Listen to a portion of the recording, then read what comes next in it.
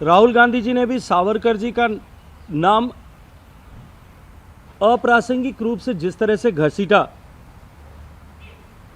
मैं तो सिर्फ इतना कहना चाहता हूं कि उन्होंने अपनी टिप्पणी में जिस तरह से वीर सावरकर जी का अपमान किया, जो इस देश के करोड़ों लोगों के लिए, राष्ट्रभक्त लोगों के लिए, जिनके मन में देशभक्ति से ओतप्रोत हृदय के साथ में, जिन लोगों ने भारत को आज़ाद कराने के लिए अपना सर्वस्व समर्पण किया, अपना जीवन और जवानी समर्पित की, उन लोगों के लिए जिनके मन में श्रद्धा भाव है, अपनी इस अनर्गल टिप्पणी से उनको भी आहत करने का, उनकी भावनाओं को भी आहत करने का काम किया है। मैं तो राहुल गांधी जी से कहूँगा कि अच्छा है आपने ये कहा कि आप सावरकर नहीं हैं।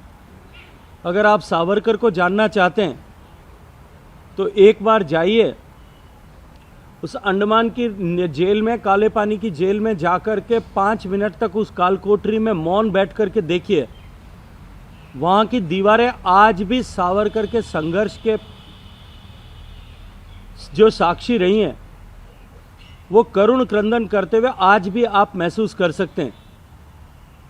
वहाँ के उस आबोहवा में आज भी जो सावरकर ने यातनाएं सही, उनके साथी कैदियों ने जिस तरह की यातनाएं सही, उन यातनाओं को चल करके वहाँ का परिवेश ने जिस तरह के आंसू बहाए थे, वो आज इतने दशक बीत जाने के बाद में भी वहाँ महसूस किए जा सकते हैं। कोल्हू के में बैल के स्थान पर जोत करके जिन लोगों ने यातनाएं सही, जिस सावरकर ने यातनाएं सही और नारियल के तेल निकाला, उनके पदचाप को आप वहाँ जा कर के अपने हाथ वहाँ रख करके महसूस करने की कोशिश कीजिए। तब आपको सावरकर का संघर्ष समझ में आएगा, जिसने 10 से ज़्यादा साल तक केवल 2 कटोरे पानी के सहारे अपने दिन गुजारते हुए भी न केवल अपना मनोबल बनाए रखा, अपितु अपने साथी कैदियों का मनोबल भी न टूट जाए, इसकी भी चिंता की, और हजारों पन्नों की अमर गाथाएं अपने हाथ से दीवारों पर लिखी थी। ऐसे महान स्वतंत्रता सेनानियों का अपमान करने से पूर्व आपको निश्चित रूप से 7 बार सोचना चाहिए।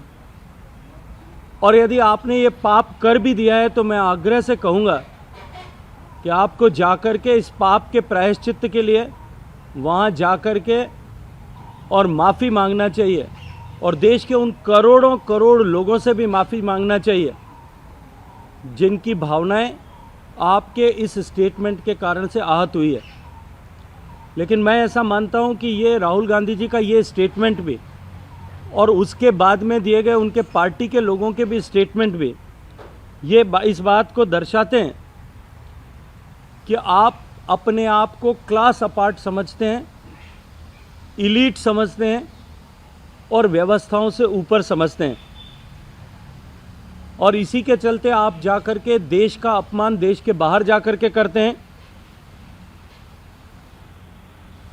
उरी और पुलवामा के बाद में सेना के अदम्य साहस और शौर्य के ऊपर संदेह व्यक्त करके उनका मनोबल गिराने का काम करते हैं। न्यायपालिका के निर्णय के बाद में उसमें संदेह दर्शाते हैं। प्रेस कॉन्फ्रेंसेस में लोकतंत्र के चौथे स्तंभ मीडिया के कर्मियों की खिल्ली उड़ाते हुए दिखाई देते हैं। विदेश में जाकर के देश के प्रधानमंत्री को हटाने के लिए सहयोग मांगते हैं, और इसके साथ साथ में चीन से अपनी पार्टी के लिए चंदा हासिल करते हैं। देश को बदनाम करने का हर एक अवसर आप छोड़ना नहीं चाहते, और साथ ही साथ में लोकतंत्र के सभी स्तंभों को चुनौती देकर के अपने आप को उनसे ऊपर दिखाने की कोशिश करते हैं। मैं तो निवेदन करूंगा कि आपने ये सब किया तब तक तो ठीक था। संविधान के प्रति ना आपकी श्रद्धा है, लोकतांत्रिक मूल्यों के प्रति आपकी श्रद्धा नहीं है, न्यायपालिका के प्रति आपकी श्रद्धा नहीं है,